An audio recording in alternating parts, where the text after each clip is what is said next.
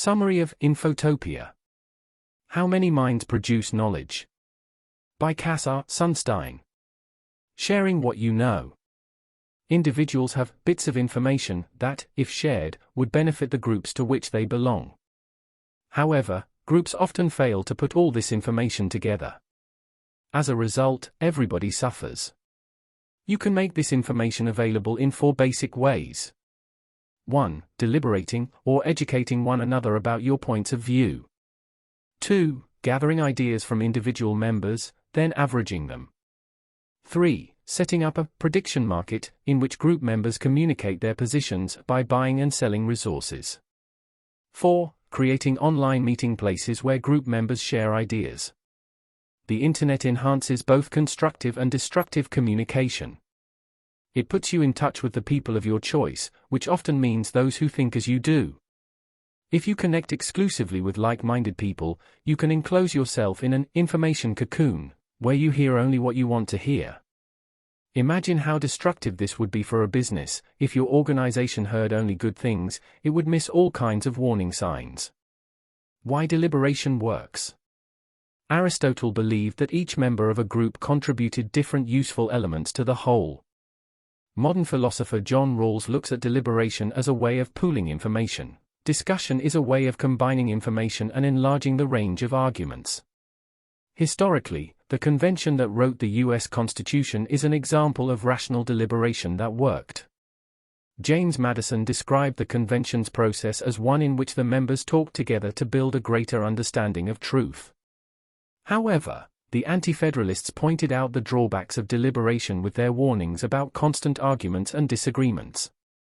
Given this problem, under which circumstances does deliberation work? First, the group must provide initial social support for the truth, positively reinforcing members for offering ideas. When the entire group gains access to truths that previously belonged only to individuals, that group's performance improves. Synergy develops when members pool their knowledge of particular aspects of issues. Deliberation also enables members to check one another's work. Aggregating knowledge. To find the answer to a disputed question of fact, ask a lot of people about it and average their answers, in other words, aggregate their knowledge. Assuming that respondents answer freely and truthfully, the larger the group, the more likely you will arrive at a correct answer. The group multiplies the correctness or incorrectness of each member's response. Thus, if individuals are even slightly likely to be right, when you combine enough responses, you'll increase their probability of being right.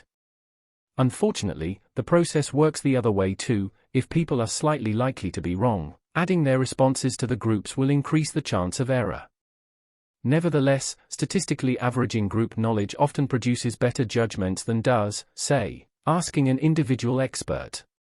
To make aggregated knowledge processing even more reliable, combine expertise with statistical aggregation. Poll lots of experts. The result should be superior to the opinion of any single expert. Prediction markets. Markets aggregate information as large numbers of people communicate their values, desires, and predictions about the future through the prices they are willing to pay. Thus, to improve your group's ability to pool information, create a market. In a prediction market, individuals bet on the way they think events will turn out. Participants share only their predictions, not the information that led to them, so disclosure is not a problem. Their private information emerges in the translated form of prices. The market rewards participants for accuracy, an incentive that encourages participation. A prediction market can operate even on virtual money. Many kinds of groups use prediction markets. The Iowa electronic market predicts the results of elections more accurately than professional pollsters. Similarly, the Hollywood Stock Exchange named the Academy Award winners in all 8 categories in 2005. Hewlett-Packard has used prediction markets to forecast sales, and both Google and Microsoft use them to predict completion rates for internal projects. Prediction markets sometimes provide even more information than their organizers expect. For example, if your firm's executives all predict one result while the workers predict another, you learn about attitudinal divisions as well as outcomes. In some cases, public opinion has thwarted prediction markets. When the U.S. Department of Defense proposed a policy analysis market to predict, among other things, attacks by terrorists, it received a wave of complaints. People felt that this sort of betting was neither moral nor tasteful. The official market closed, but others took its place. According to the political philosopher Friedrich Hayek, prices communicate what people know as well as their tastes. Markets gather disorganized, widely dispersed knowledge into a single unified system. What's more, price systems allow for frequent and automatic change in response to new information. If people learn your product has a flaw, demand and price plummet. If your product becomes popular and scarce, prices rise. Although individual investors may be overly optimistic, the market corrects such errors. Hayek's theories are related to the 19th century philosopher Edmund Burke's ideas about the value of established tradition. Traditions are inheritances, Burke said, and they contain far more wisdom than the mind of any individual, because they accumulate wisdom over time.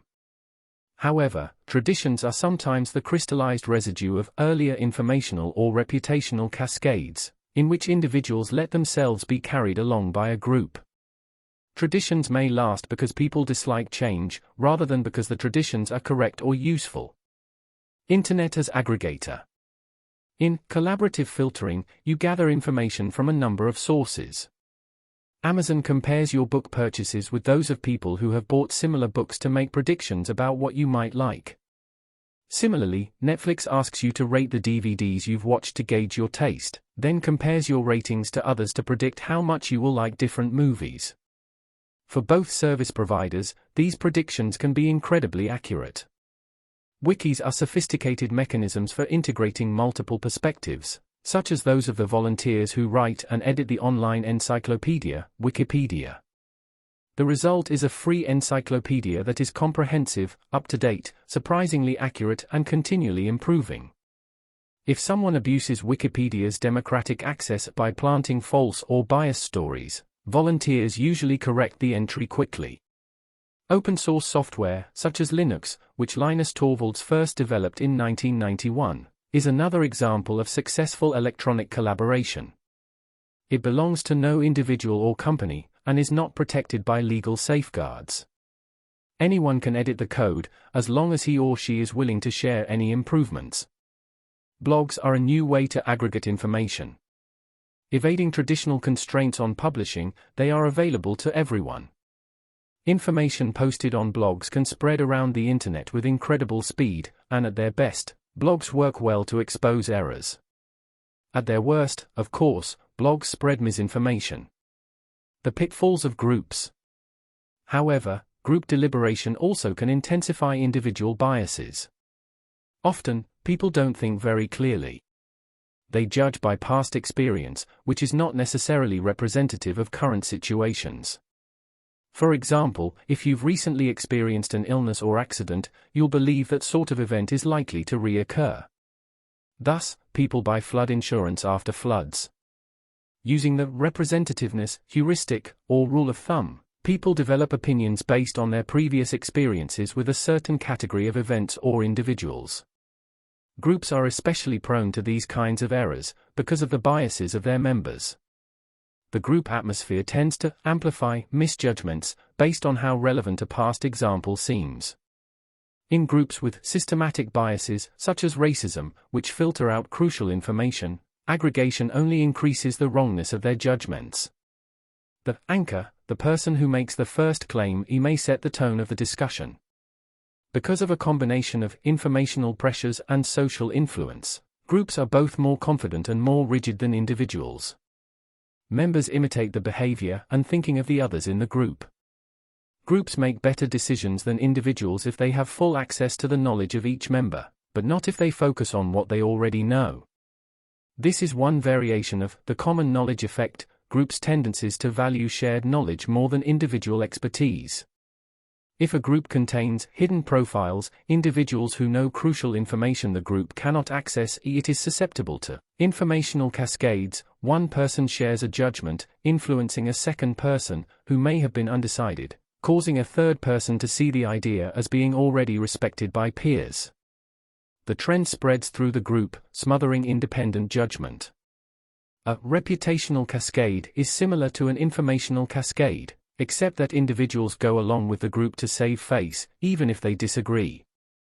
You can observe cascade effects in elections. A candidate who gains an early victory can win support from opposers who see other voters supporting him or her. In polarized groups, members' positions tend to become more extreme rather than moving toward the center. For this reason, as political conservatives and liberals debate one another, they harden their positions.